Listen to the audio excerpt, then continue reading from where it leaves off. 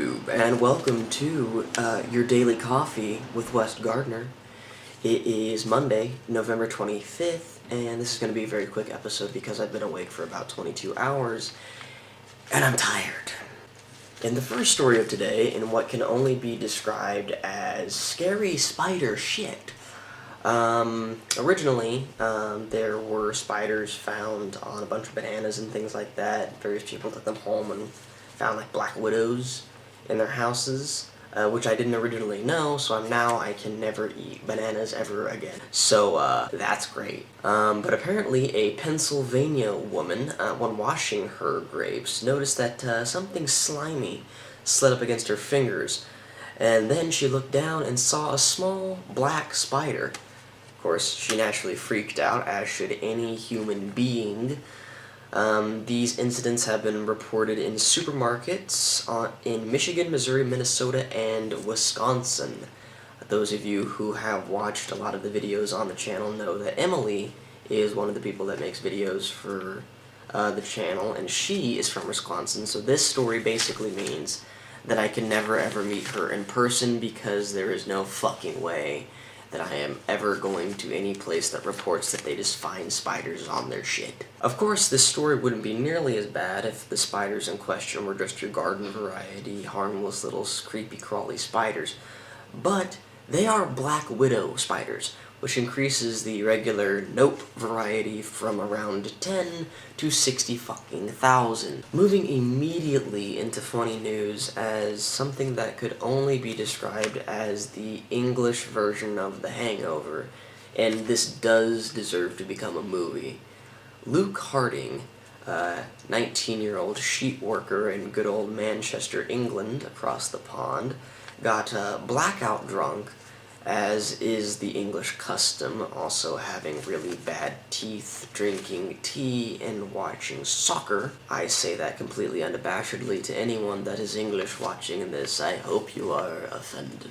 After getting blackout drunk, Luke decided that, well, it sounded like a really good idea to take his passport and make a 500-mile flight to Paris, France, where he then made a couple of funny tweets and, of course, had to take a selfie in front of the Eiffel Tower. I've had a few interactions with alcohol that range from stupid to sad to majestic.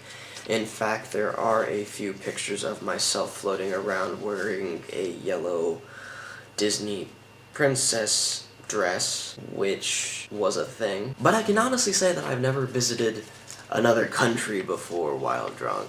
So, Luke Harding, my hat off to you. And of course, we ruin the lighthearted tone by moving immediately into some serious news as we go into something that's been making rounds around headlines that is a bit of a fad amongst the younger peoples. It's called the Knockout Gang. It's when groups of bitches, basically, walk up behind somebody and then sucker punch them, with the aim being to cause immediate harm to them, basically knocking them out in one punch. The goal is to do this in front of security cameras or have someone else record the event to post it on YouTube for some notoriety and to laugh about it later, as if these motherfuckers weren't already being enough douchebags. Amrit Mirage from Brooklyn, New York. I made a stupid face. For playing the Knockout Gang with playing the Knockout Gang. I cannot pronounce this fucking thing. After playing the Knockout Gang with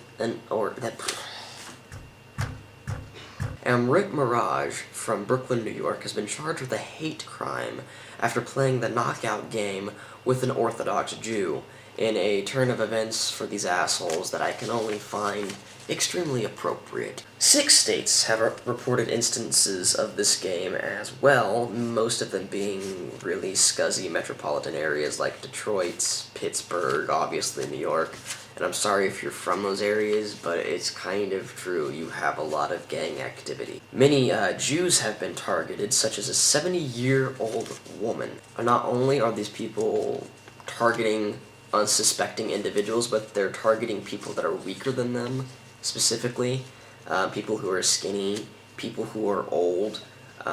It's just absolutely despicable. These people are cowards, and they have no goal other than to cause harm to other people and to record it for others to watch. If you do play this game and are watching this right now, I have absolutely zero respect for you. Never watch another one of my episodes ever again. I do not want your support. You are a disrespectful human being. Go away. And in fact, maybe play a game of what is drinkable under my kitchen sink. Quick side note, please don't drink things that are under your kitchen sink. I have to say that for legal reasons, probably because people are stupid. The last bulletin point for this news, and one that I actually do agree with, is from Republican State Assemblyman Jim Tedesco, who has proposed a bill to try these attacks as gang assaults, and that would also mean trying the young people who participate in these as adults, which would mean 25 years in prison for doing this. And while on the one side it is kind of a case of, is this overreacting? We're putting people into prison and overloading an already overloaded prison system, but on the other hand, these are cowardly attacks with nothing but malicious intent done in a gang environment. So technically, the definition fits, and usually I take something that a Republican says with a grain of salt, and no, I'm not leading this to espouse upon the benefits of being a Democrat because I'm an independent. I think everyone is stupid. But I do have to agree with this for once, because I do think these people who do this, you deserve it. You deserve getting put into jail because you are a coward, and you deserve to maybe see how it feels to have someone that is bigger than you, at the very least hit you, and at the very most tattoo their initials on their ass. But that's kind of all that I have time for today. This is going to be kind of a frenetic episode because I am very, very tired. Because insomnia is the greatest, kids. But thank you for being here with me and sharing on this. And I love all of your beautiful faces. This has been your Daily Coffee with Wes Gardner. Goodbye, folks.